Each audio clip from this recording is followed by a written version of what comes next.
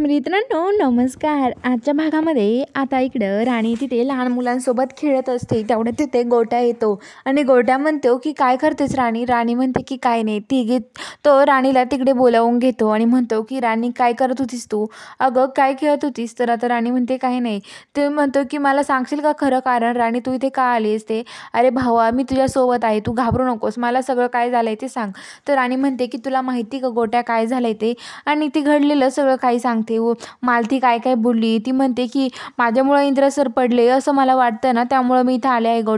गोट्या म्हणतो की अगं भावा असं का करतोय तू, कशाला इथं यायचं रे असं म्हणते. तर आता लगेच राणी म्हणते की आता हे सगळं काही तू बुवांना नाईला काही कळून देऊ नकोस, त्यांना खूप वाईट वाटेल आणि त्यांना खूप त्रास होईल, त्यामुळे त्यांना हे काही समजून देऊ नको.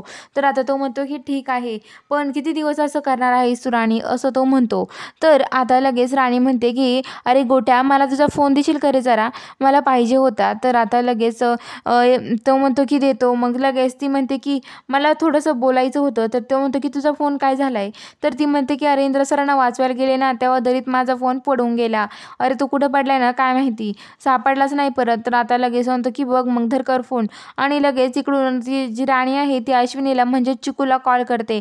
चिकू इकडे गॅलरीमध्ये असते. चिकू म्हणते की बोल ना गं राणी काय झालंय. तर राणी म्हणते की तू त्या इंग्रजी सरांना गोळ्या वगैरे दिल्या का, जेवण केलं का त्यांनी.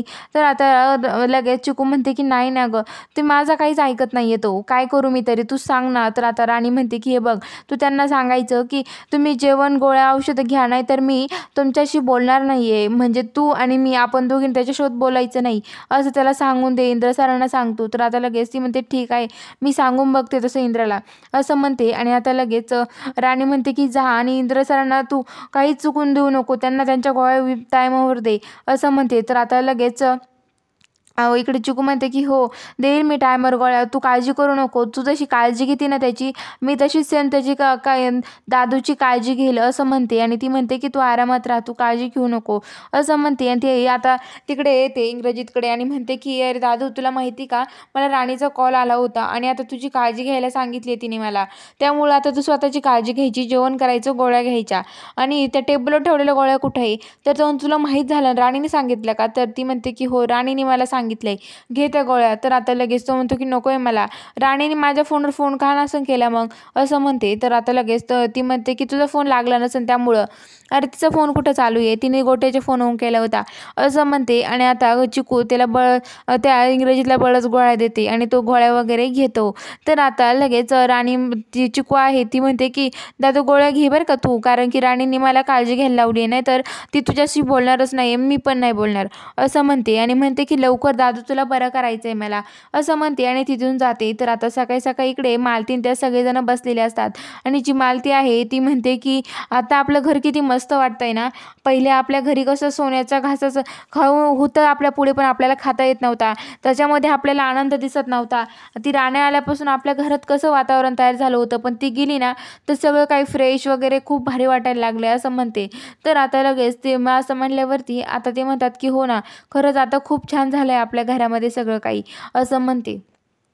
तर आता लगेच जी मालती आहे ती म्हणते की सगळं ठीक आहे आता, पण राणी ते आता घरात येऊच नाही, नाही तर आता खूप अवघड होईल. तेवढं तिथे इंद्र येतो आणि म्हणतो की मी चाललो आहे, मी तिकडे एक फॅक्टरीत चाललो आहे. तर आता लगेच मालती म्हणते की अरे इंद्र कशाला जातोय फॅक्टरीत, तू बरा नाही अजून. तर तो म्हणतो की मी एकदा ठरवलं म्हणजे ठरवलं, मला माहीत नाही काही, मी जातो फॅक्टरीत. तर आता लगेच मालती म्हणते तुझ्यासोबत विक्रांतला घेऊन जा ना. तर तो म्हणतो की नाही मला कोणाला सोबत नाही न्यायचं, मी एकटं जाणारे आणि एकटं बघणारे काय झालं ते. तर तो म्हणतो की जातो मी आणि तो जायला लागतो, तो तिथून जातो. तर आता इकडं जी राणी आहे ती तिथे उभा असते. तर तो राणीकडे येतो आणि म्हणतो की राणी म्हणते की इंद्र सर तुम्ही इकडे कुठे चाललाय, आणि काय हो एवढं बरं नाही हात तरी कुठं चालला होता तुम्ही, आणि कशाला चाललाय तुम्ही. तर इंद्र म्हणतो की फॅक्टरीत चाललो आहे असं म्हणतो. तर बघूया आता पुढील भागात काय घडतं हे बघायला चॅनलला सबस्क्राईब करा.